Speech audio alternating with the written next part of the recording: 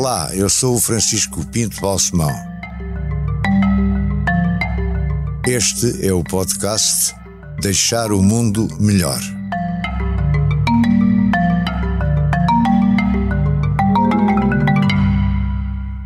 Ricardo Araújo Pereira, muito obrigado por ter aceito este convite. Ora, é eu que agradeço. Como sabe, o leitmotiv é deixar o mundo melhor, mas temos de falar e podemos falar sobre outros assuntos. Eu gostava que me contasse um pouco a sua vida, porque eu estive a estudar um pouco a sua vida e vejo que tem 48 anos, não é? Exato. 4 dúzias. E que Lisboa, São Sebastião da Pedreira. Depois li também que o seu pai era piloto da TAP, a sua mãe também trabalhava como assistente de bordo na TAP, portanto, uma família ligada à aviação. Exato. Nunca o atraiu, pois não? Não, nada, tenho, aliás, não tem brevet sequer? Medo de aviões ainda hoje, sim. E depois que fez o colégio em instituições católicas. Sempre, sim. Quais foram? Foram primeiro na... Sabe que eu, quer dizer, agradeço que tenha feito essa pesquisa. Imagino que tenha sido uma tarde mal passada, porque é um tema desinteressantíssimo. Mas eu digo-lhe... não foi nada. A escola primária foi... Eu agora tinha de dizer que não foi. Claro, com certeza, claro. A escola primária foi num colégio de freiras vicentinas, muito simpáticas. O colégio chamava-se Colégio de São Vicente, acho eu, mas como eu nasci em 74, na altura em que eu entrei lá, devia ser 1980, por aí... esse colégio tinha o nome de Externato número 4 de Educação Popular. Eu acho que essa ressoava mais qualquer coisa. Já foi feita a revolução. Acho que sim. Mas continuava a ser um colégio de freiras vicentinas. Era em Carnide. E depois a seguir isso... Os meus pais... Atenção, a família... A gente morava perto. A família não há católicos na família, aliás somos todos ateus, acho eu, mas os meus pais acharam que aqueles colégios eram bons. Os pais também são ateus? São ateus, sim, acho que sim. Assim. Devemos telefonar-lhes a perguntar, mas... Exatamente, estou a dizer acho porque no outro dia a minha mulher surpreendeu toda a gente à mesa do jantar quando disse: acabei de preencher os censos e pus que vocês não tinham religião, disse ela às minhas 2 filhas e a mim.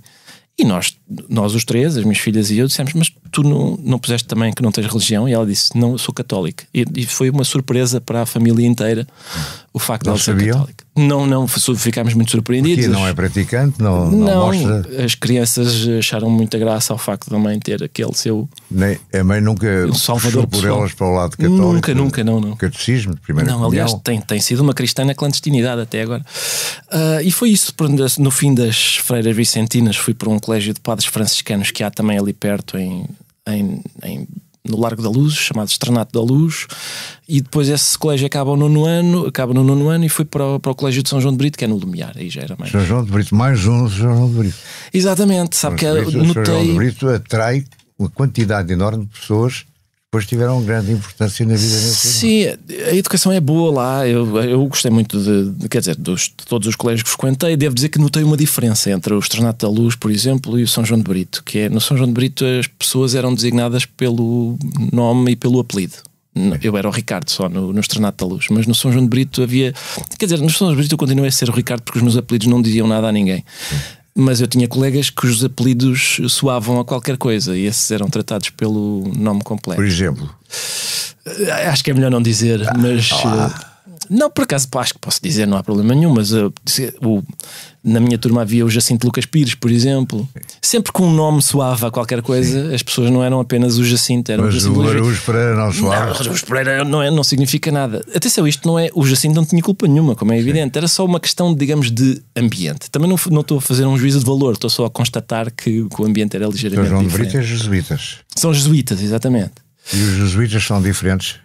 O que é que aprendeu de importante com os jesuítas? Bom, devo dizer que aprendi várias coisas importantes, desde as freiras vicentinas até aos jesuítas, passando pelos franciscanos, porque há de facto, eu não sou ateu, não é? Mas continua a ser ateu. Mas não por causa... Sim, ateu praticante. Todos os dias dedico uns minutos a pensar na existência de Deus e no absurdo da existência. Mas aprendi em todos esses sítios, sendo eu ateu, que provavelmente outras pessoas tiveram experiências diferentes e até desagradáveis em instituições deste tipo. A minha experiência foi excelente. Descobri naquelas pessoas uma espécie de inclinação para a bondade, uma disponibilidade para, por exemplo, o lema do Externato da Luz é educar para servir. E isso sentia-se, ou seja, eu sentia que o Padre Joaquim, que era o meu professor de português, marcou, sim, com certeza, sim, lembro-me dele. Citou-o espontaneamente. Exato. Lembro-me de muitas coisas do Padre Joaquim, porque ele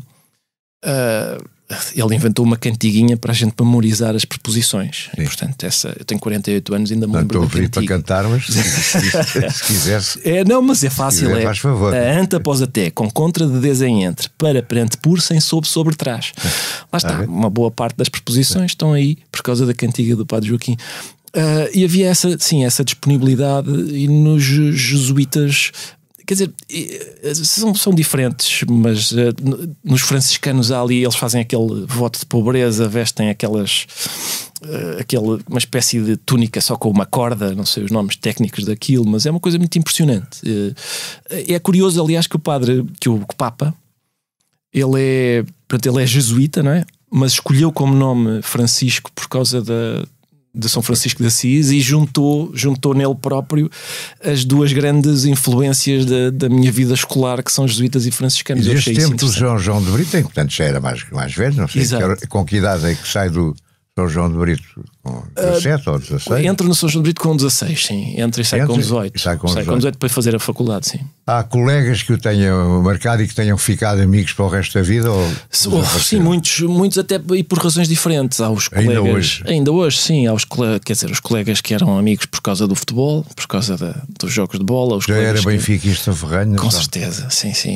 Nasceu benfiquista. O Nelson Rodrigues dizia que era eu acho que ele era fluminense, ele dizia que era do Fluminense antes da sexualidade, ou seja, antes de se formar.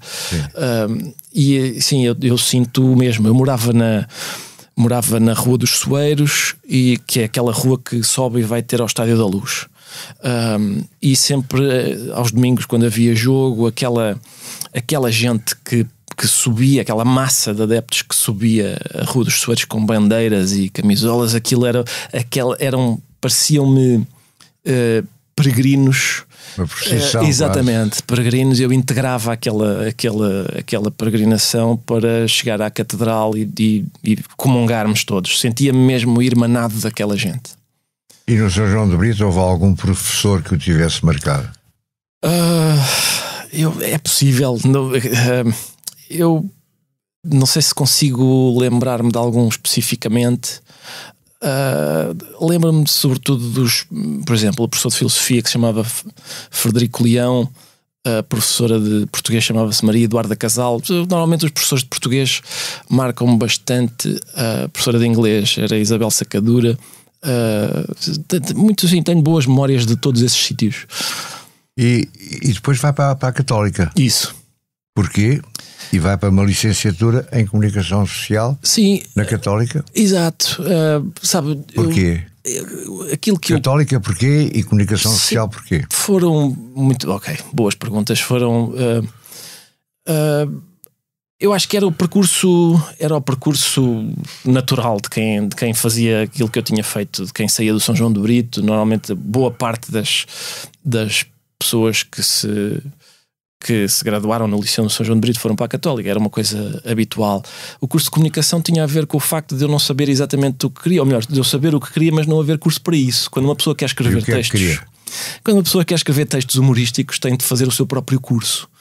E foi isso que eu fiz. Ou seja, acho que é normal, não é? Quando uma pessoa tem uma obsessão, no meu caso é uma obsessão por ver aquilo que acontece ao rosto de outra pessoa quando ela ri.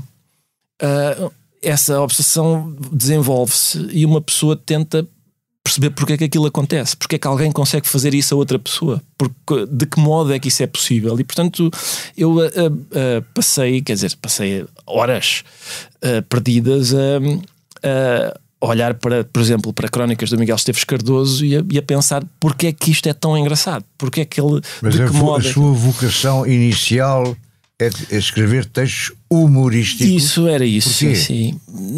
Já tinha graça, já lhe achavam graça, Já tinha feito qualquer coisa? Obras, representação?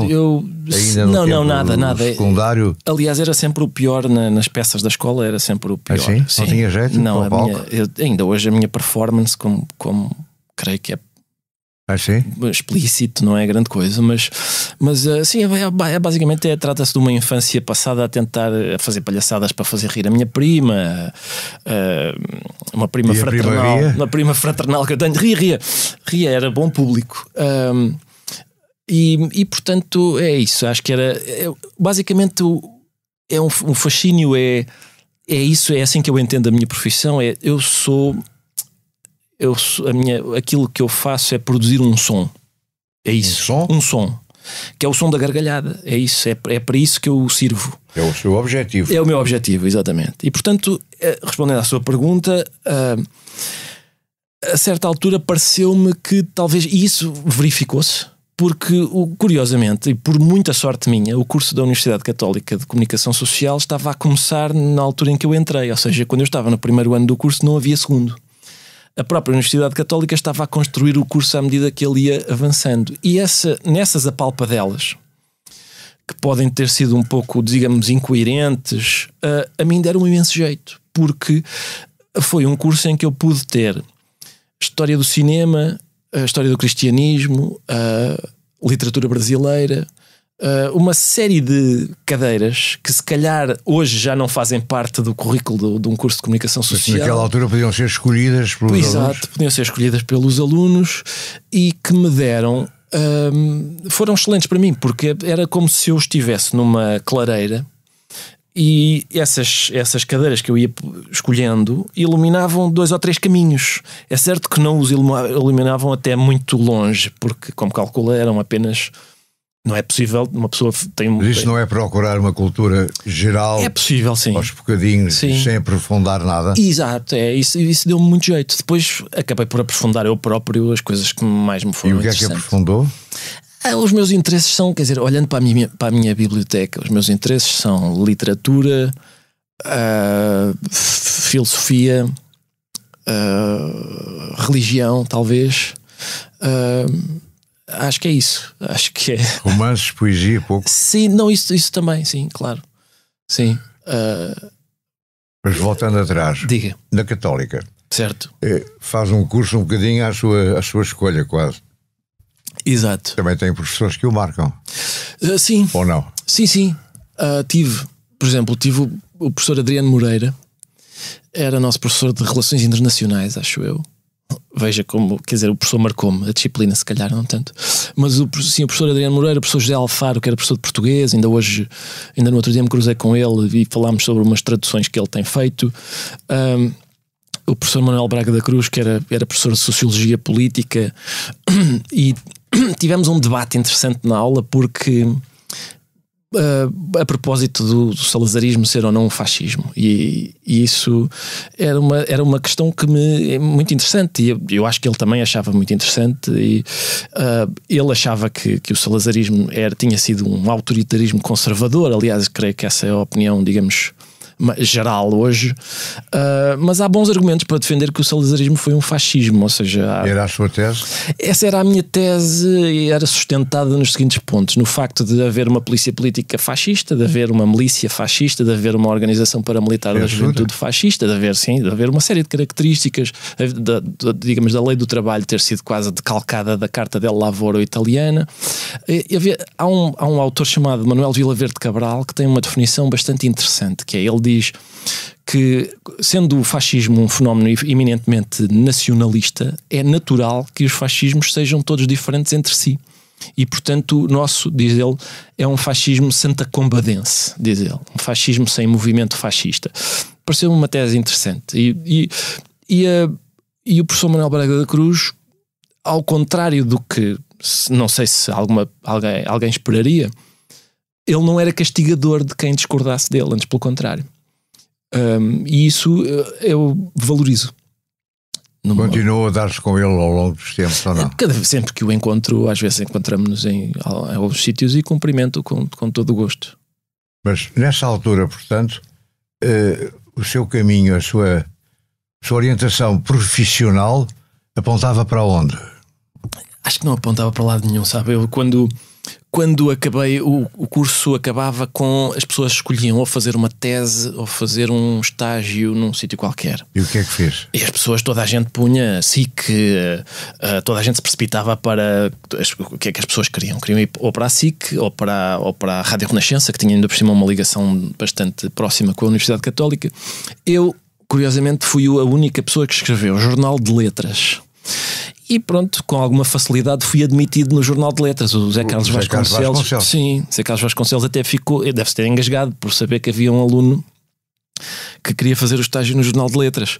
E lá fui. E devo dizer-lhe que passei ali talvez, não sei se chegou a 1 ano no Jornal de Letras, em que, repara, fui entrevistar Sofia de Mel Breiner à sua casa e ela fez-me um chá e bolinhos. Fui. E a entrevista saiu boa? Ou os bolinhos é que eram bons? Não.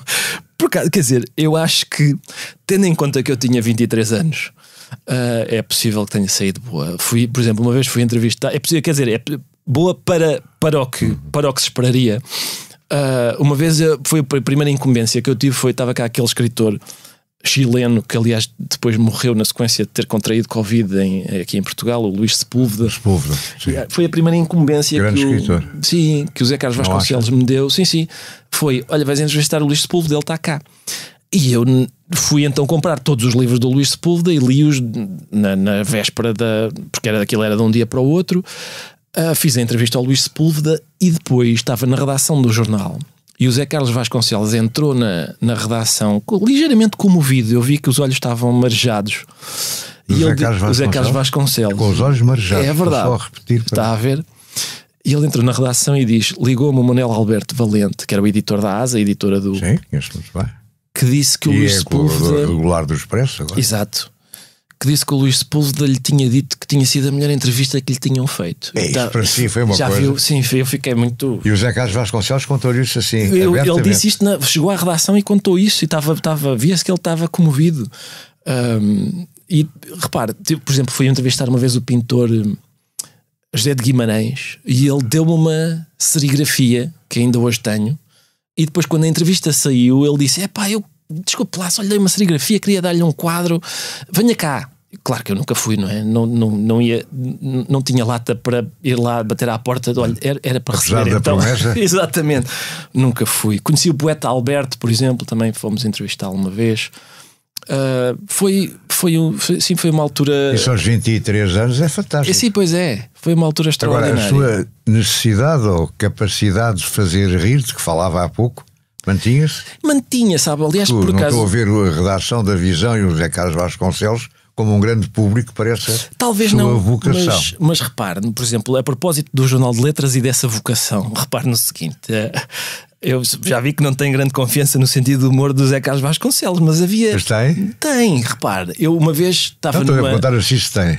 Tem. Sabe, muitos anos depois, estou numa livraria e vejo que há um livro chamado, sei lá, eu acho que é a compilação deve ser a obra completa do António Boto.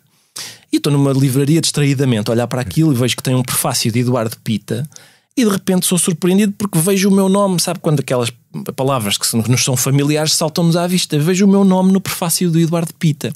Então era o quê? Era o Eduardo Pita a citar uma história que eu tinha contado numa peça que tinha escrito para o JL, que é uma história que se conta, acho eu, divertida, e foi por isso que eu a introduzi. Tenho, como sabe, já lhe referi, tenho algum fascínio por histórias engraçadas, que é uma história que se conta sobre o António Boto e o Fernando Pessoa, dizem que uma vez o Fernando Pessoa cruzou-se com o António Boto, que ia de braço dado com um marinheiro, e o Fernando Pessoa disse-lhe: António, por amor de Deus, hoje é sexta-feira santa. E o António Boto disse: marinheiro é peixe.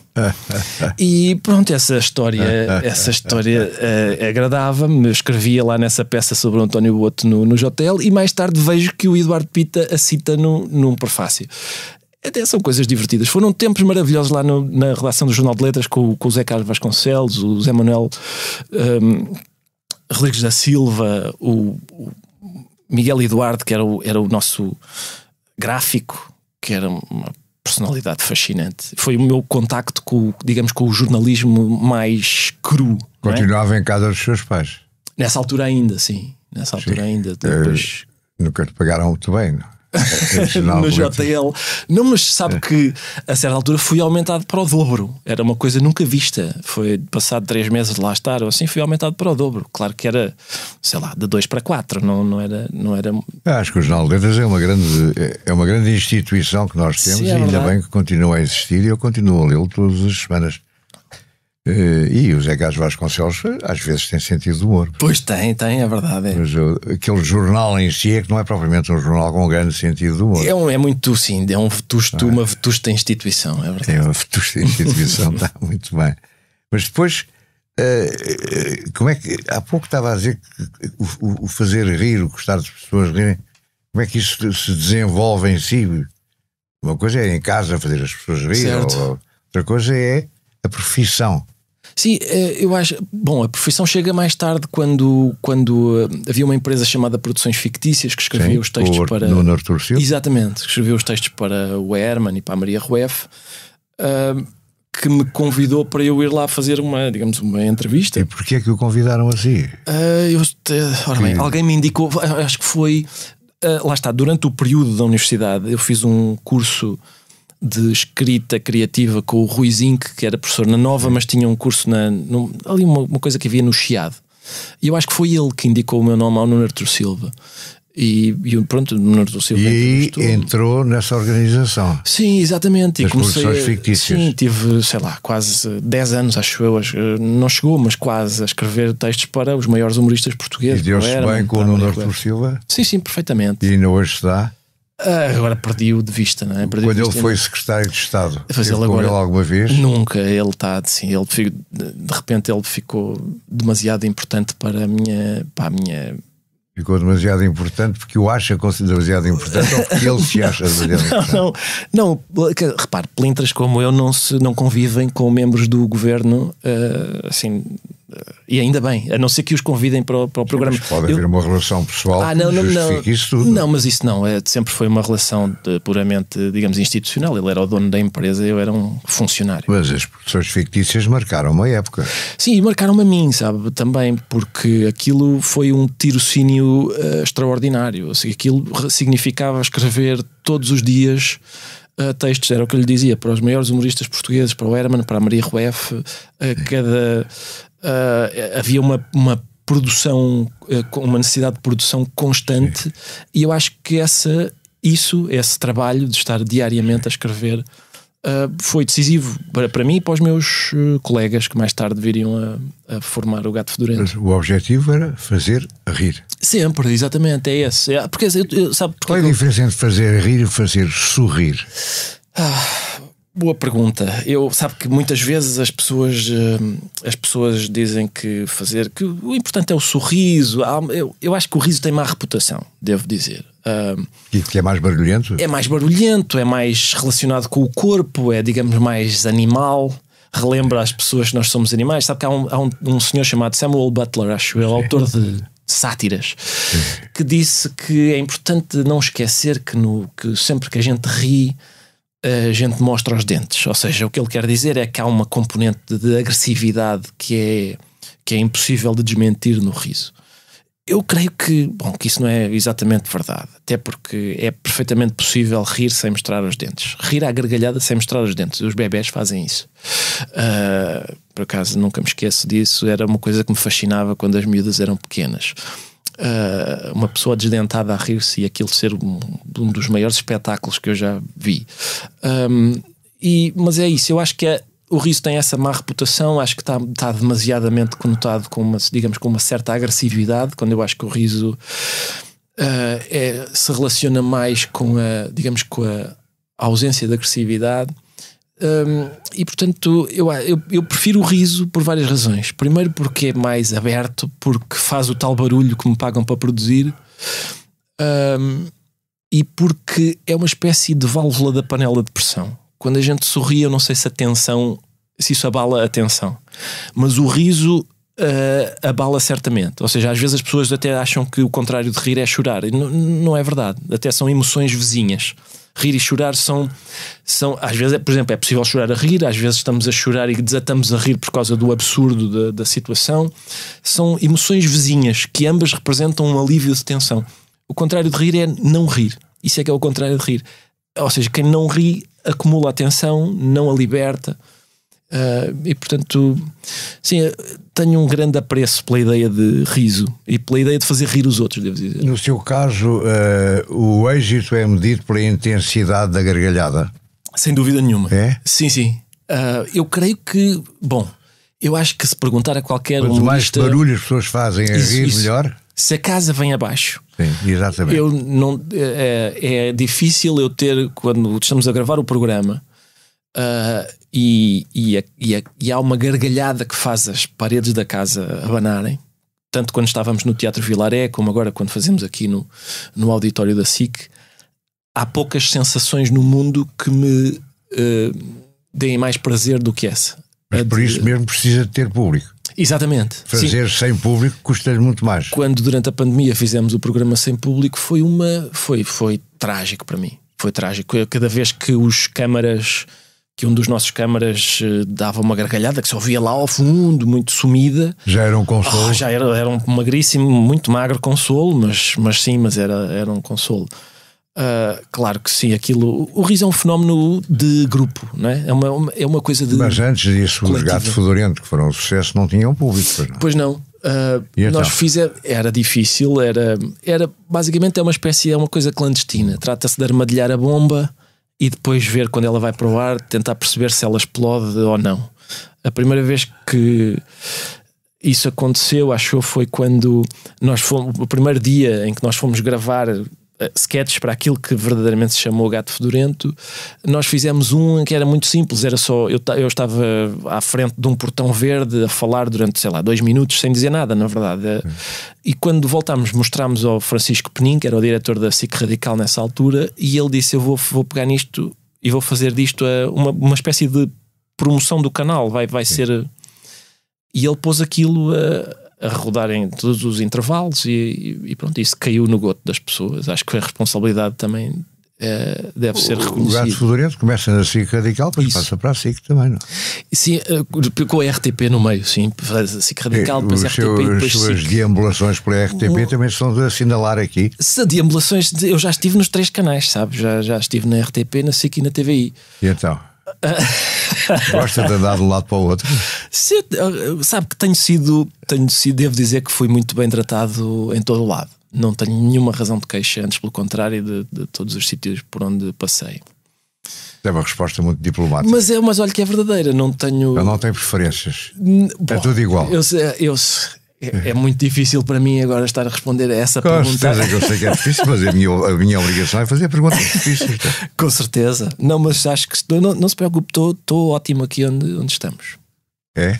Está bem, sente-se bem. Eu espero que também... E a sua colaboração no Expresso, também gosta? Sim. Há uma diferença entre a sua colaboração escrita no Expresso e a que tinha na Visão. Mudou um bocado o estilo. Completamente. Bom, eu ao princípio eu tentei andar às apalpadelas a tentar perceber o que é que poderia fazer. Tenho e mais agora espaço. Acha que tem êxito? Tem repercussões? Não sei, sabe? Eu basicamente estou fechado em casa, ninguém me diz nada. Espero que sim, espero que tenha. Eu tentei, como lhe dizia, estive às apalpadelas ao princípio a tentar perceber, porque por exemplo as minhas crónicas na Folha de São Paulo são radicalmente diferentes das que faço aqui. São sobre temas que qualquer pessoa, mesmo pessoas de outro continente e de outro hemisfério, que são para essas que eu estou a escrever nessa altura, partilham as minhas referências. Isso reduz o leque de temas de que eu posso falar. Sim. Acho que ainda estou à procura. Portanto, é mais elitista, digamos. É possível, sim. Neste momento não sei se ainda não estou à procura Mas gosta dessa parte elitista, gosta sempre de reservar isto. Bom, isso gosta sempre de ler, que ele lê Nietzsche ali nas suas, a preparar esta entrevista. É um homem que leu Nietzsche. Sabe que eu não sei se isso... Parte. Eu não sei se isso tem a ver com a... Não sei se é uma má reputação da comédia, sabe? Por exemplo, uma vez aconteceu-me o seguinte. Estava numa associação chamada Acreditar, que é uma associação de pais e amigos de crianças com cancro. E eles prepararam-me lá uma surpresa em que de repente falava com uma miúda da qual eu me lembrava, uma menina que eu tinha encontrado no IPO, e que agora está ótima. Como é óbvio, aquilo deixou-me muito comovido Eu quase... Eu nem em privado choro e fui logo ali, aconteceu-me chorar em público. Chora. É muito raro, às vezes. É preciso um filme ser mesmo muito... As despedidas às vezes não... Mas aconteceu que alguém filmou aquilo com o telemóvel. E nisto, acho que a pessoa que filmou pôs no seu Facebook, nisto os jornais deram conta daquilo, foi notícia de jornal, o humorista chora. E eu acho que é isso, às vezes há essa... as pessoas surpreendem-se que um humorista chore ou que um palhaço leia livros. Eu aceito o que me quiserem dar. As pessoas têm de mim a impressão que quiserem. Por mim, sabe que eu às vezes ouço pessoas a falar, sentem que não são devidamente reconhecidas, não têm o reconhecimento de que... Eu devo ser a única pessoa do país que acha que tem mais reconhecimento do que merece. Se alguém me tivesse dito... Não é uma modéstia, é um bocado exagerada. Se alguém no dia 28... não disse falsa, disse só exagerada, repare. Não. Se alguém no dia 28 de abril de 74 me tivesse dito e eu tivesse capacidade para perceber, olha, vai-te acontecer isto na vida, eu não teria acreditado. Não teria acreditado. Por isso, isto que me aconteceu é de tal forma surpreendente que eu acho que seria absurdo que eu dissesse não me chega. É demais, na verdade. A propósito do seu percurso, a sua evolução política já passou mais ou menos pelo Partido Comunista, não foi? Sabe, eu fui militante... Não sei se ainda passou, se ainda está. Não estou, não. Eu fui militante do Partido Comunista durante 2 breves anos. No entanto, a pagar cotas? A pagar cotas, sim. Inscrevi-me no Hotel Vitória, um camarada muito simpático fez a minha inscrição. Desde quando? Eu tinha 24, portanto... 24 anos. Foi, sei lá, quando eu tinha 24 anos, há imenso tempo. Foi em 98, talvez. Foi em 98. Já é bastante adiantado Sim. No processo revolucionário. Já o muro de Berlim tinha caído, já todas essas coisas tinham caído. Aliás, eu acho que foi na sequência... nessa altura que se... Foi na sequência de uma derrota bastante profunda do PCP nas eleições autárquicas. E eu achei e continuo a achar que o PCP faz falta na vida política portuguesa e que faz falta na Assembleia da República, que o trabalho que desenvolve junto dos sindicatos é importante. Há dois temas que me interessam essencialmente. Mas isso obrigou a filiar-se? São coisas diferentes. Eu posso achar o mesmo e não ninguém me obriga a filiar no PCP. Não há dúvida. Mas um rapaz de 24 anos achou que devia dar, que isso seria um sinal. Ou seja, se alguém de 24 anos se estivesse a inscrever, significa que o partido não estava assim tão, digamos, debilitado como aquelas eleições autárquicas tinham revelado. A minha militância foi muito breve, muito rápida, muito desinteressante. E saiu porquê? Repare, eu não tenho... Ou simplesmente deixou de pagar cotas? Sim, deixei de pagar cotas. Comecei a escrever uma carta de desvinculação que começou a ficar cada vez mais pequena.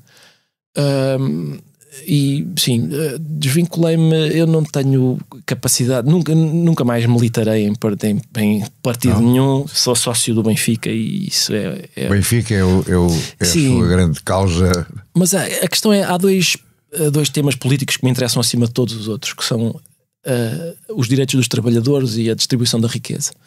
E nesses dois temas, na redistribuição da riqueza e nos direitos dos trabalhadores, eu acho que o PCP tem um papel que eu acho que é importante. E portanto, basicamente foi isso, a questão foi essa.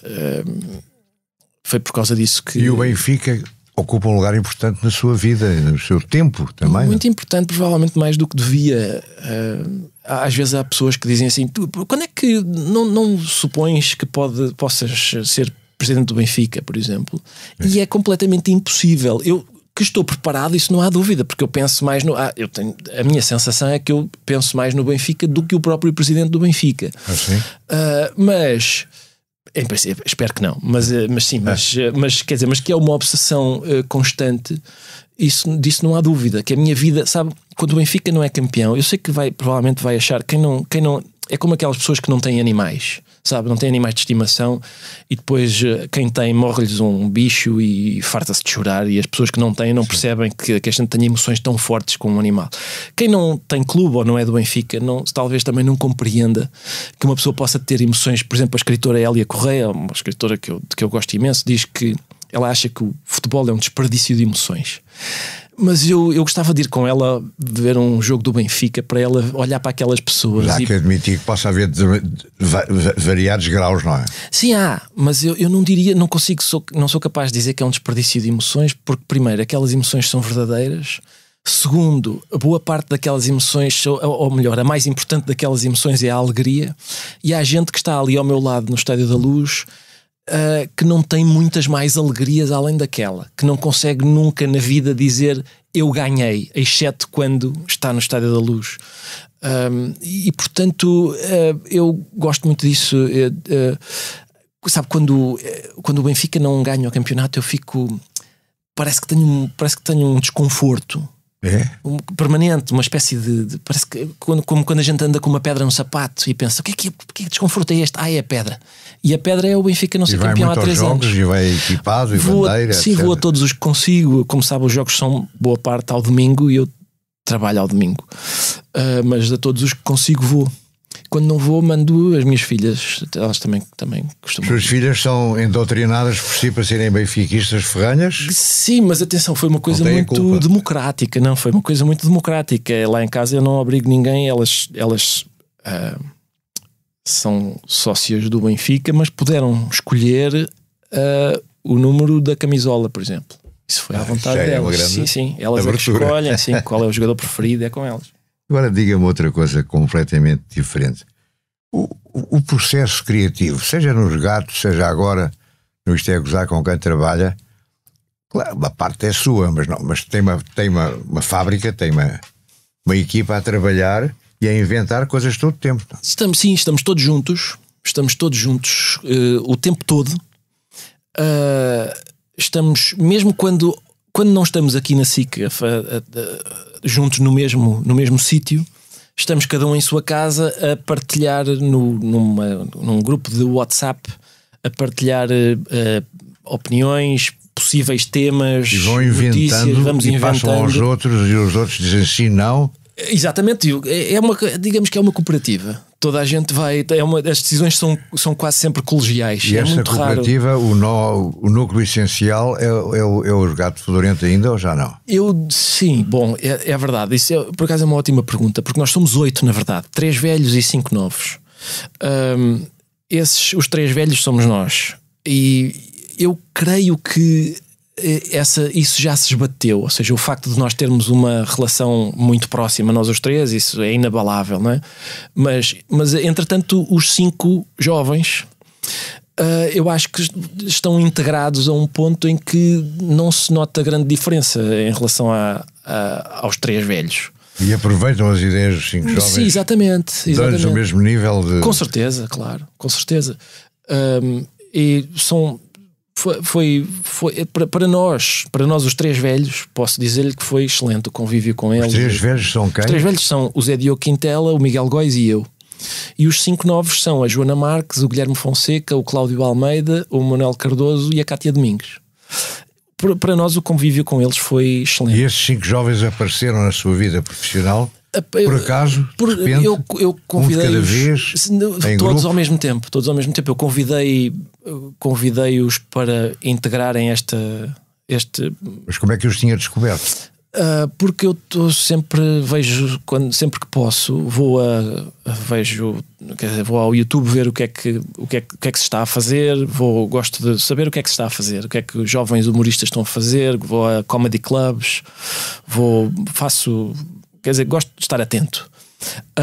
E estes 5 pareceram-me que cumpriam várias condições que nos interessavam aos 3, não é?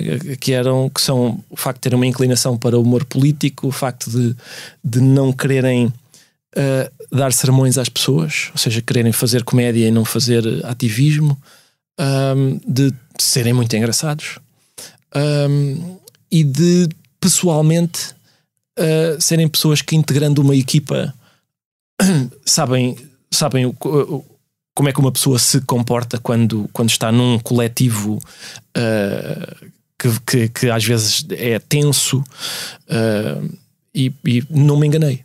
Tivemos Vocês, sorte. quando um programa foi para o ar ao domingo, certo, E vê, não é? Vê nesse mesmo dia? Já viram? Está bem, mas se calhar vêem outra vez ou não? Nós, no final do programa, conversamos sobre o que aconteceu. E dão palpites sobre este não vai correr bem, este vai correr melhor. Esta parte foi ótima. Sim, antes do programa ser gravado, estamos na expectativa, quer dizer, temos alguma experiência bastante grande, não é? Mas ainda assim, há qualquer coisa misteriosa ali, em que de vez em quando uma coisa que nós pensamos que vai resultar muito bem não resulta assim tão bem, ou não resulta de todo, e outra coisa que é apenas digamos, uma ponte para falar de outro assunto, gera uma gargalhada inesperada. Mas, portanto, às vezes há surpresas. Há surpresas ainda. E a escolha dos entrevistados, às que vezes, é um bocado aleatória também, pelo menos não se percebe. Tem a ver com... E também, se calhar, não seria tão necessária, digo eu como espectador. Sim, pois. Aliás, agora não temos feito. Quando estamos em campanha eleitoral, em período de campanha eleitoral, eu acho que é interessante... os candidatos são escolhidos, obviamente, pela proeminência. Os critérios não são muito diferentes dos critérios jornalísticos. A razão pela qual eu acho que o programa... Eu concordo consigo. Acho que a primeira parte é muito diferente em natureza da segunda parte. Isso não há dúvida nenhuma. Aliás, mesmo nas audiências vê-se muitas vezes possível, que a segunda parte vai um bocadinho abaixo. A não ser que o convidado seja, digamos... XPTO. Exato. Mas... eu acho que a segunda parte tem algumas qualidades e que não são negligenciáveis, como por exemplo o facto de, por exemplo, demonstrar que é possível no atual ambiente social e político estarem ali duas pessoas que discordam profundamente uma da outra. Normalmente eu discordo profundamente. Vou-lhe dar um exemplo. Quando foi lá o Coutinho de Figueiredo, o deputado da Iniciativa Liberal, toda a gente sabe que aquelas duas pessoas discordam uma da outra muito. E, no entanto, é possível elas terem uma conversa cordial em que fazem provocações um ao outro e a conversa não descamba para nada de violento, antes pelo contrário. Mas não estou a falar deste caso, mas o convidado sente-se um bocado na obrigação de ser engraçado e nem sempre consegue. Certo, mas uns terão mais jeito do que outros e isso até é uma coisa injusta, porque não é um documento de qualidade política saber ou não saber estar num programa daquele tipo. Às vezes eu acho que quando o convidado por exemplo, eu acho que a doutora Manuela Ferreira Leite é um ótimo exemplo, porque ela não vai lá fazer esforço nenhum. Ela vai lá, aliás, dizer as coisas. Acho que tudo o que ela diz ela está a falar a sério. E no entanto é sempre um êxito. Sempre que ela lá vai é um êxito. Não sei, eu já tive a oportunidade de lhe dizer que à doutora Manuela Ferreira Leite que nós fazemos uma dupla cómica, pelos vistos, desde o tempo do Bucha e Estica, que não havia outra assim. Sabe que uma vez nos bastidores da TVI cruzei-me com a doutora Manuela Ferreira Leite, eu estava a sair da maquilhagem, ela estava a sair da maquilhagem, eu estava a entrar e cumprimentamos-nos, ela estende-me a mão, como é evidente, mas eu abusivamente avancei para o beijinho. Sim. E vejo nos olhos dela que ela pensou, pronto, este selvagem quer um beijinho, vamos dar então 2 beijinhos. E assim foi. Como ela estava a sair da maquilhagem, eu fiquei com o batom da doutora Manuela Ferreira Leite na bochecha. Não, e a própria doutora Manuela Ferreira Leite, com o seu polegar, veio tirar-me o batom da bochecha. Foi simpático, porque se eu chegasse a casa e me perguntassem de quem era, a quem pertencia aquele batom, e eu dissesse da doutora Manuela Ferreira Leite. A sua mulher e as suas filhas veem os seus programas, gostam dos seus programas, criticam, aplaudem, avaliam. Sim, eu acho que sim, elas veem e acham graça. Eu acho que a principal razão pela qual acham graça é porque eu estou fora de casa quando estou a fazer aquilo. Não estou a perturbar o convívio familiar. Tá bem. Mas sim, elas vão vendo. As minhas filhas, entretanto, a minha filha mais velha foi estudar para a Inglaterra. Mas sim, elas vão acompanhando aquilo que eu vou fazendo, sim. Deixar o mundo melhor tem o patrocínio da Hyundai. Juntos avançamos para uma mobilidade mais sustentável. Porque o que move a Hyundai hoje é garantir um mundo melhor às gerações de amanhã. Hyundai. Mudamos o futuro. Uma última pergunta, já estamos a exceder o tempo. Que é uma coisa que eu vi num artigo recentemente do New York Times e que parece que é uma boa pergunta, que é a seguinte: se pudesse transportar-se para um determinado período da história, passado ou futuro, que período é que escolhia? Para onde é que gostaria de ir? Isso é realmente o motivo. Eu acho que o futuro ficaria posto de parte. Tenho a impressão que não me interessa o futuro. O passado, eu acho que tinha... Se fosse só para visitar, porque há a questão do saneamento básico, não é? E da água quente.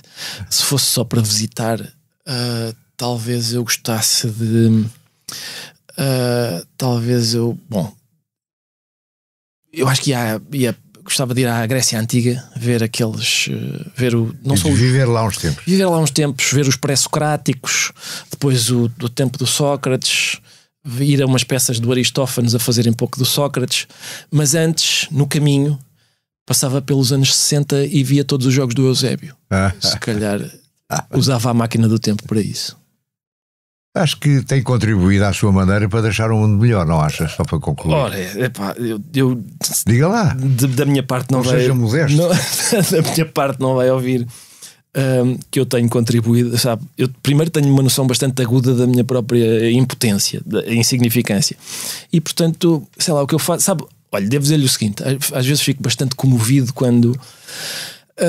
pessoas me abordam na rua e dizem aquelas coisas do género: eu passei por sei lá, estive doente, ou a minha mãe esteve doente e o seu programa dava-lhe vontade de rir, era uma distração ou era uma...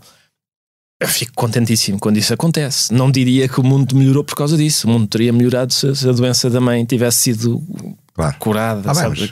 Sim, contribuiu. Há aquelas pessoas que dizem que rir é o melhor remédio. Não é? É a amoxicilina ou é um desses. O riso faz qualquer coisa. Não sei se faz qualquer coisa. Eu acho que faz uma coisa importante, mas não é importante desse ponto de vista. Ou seja, é importante como, sei lá, dançar é importante. Não serve para nada, no sentido em que a gente não interrompe uma pessoa que está a dançar para lhe perguntar: olha, desculpa, isso serve para quê? Não faz sentido. É uma pergunta que não faz sentido. Acho que essa era um pouco a concepção do Jô Soares. Sim, é possível, sim. Exato. Que era um grande homem e um grande artista. É verdade, muito simpático. Gostei muito, conheci-o muito brevemente quando fui ao programa dele e foi uma experiência muito... Mas muito obrigado. Tenho pena de não podermos continuar a conversar mais, mas já estamos largamente o limite. Não quero enfadar os seus do interesse desta conversa. Obrigadíssimo. Eu é que agradeço. Muito obrigado. Deixar o Mundo Melhor é um podcast de Francisco Pinto Balsemão com música original de Luís Tinoco. A sonoplastia de Joana Beleza e João Luís Amorim. O vídeo e a edição de José Seduvim Pinto, Carlos Paes e Ruben Tiago Pereira. Transcrição de Joana Henriques e apoio à edição de Manuela Goxa Soares. Imagem gráfica de Marco Grieco. Produção de Margarida Gil.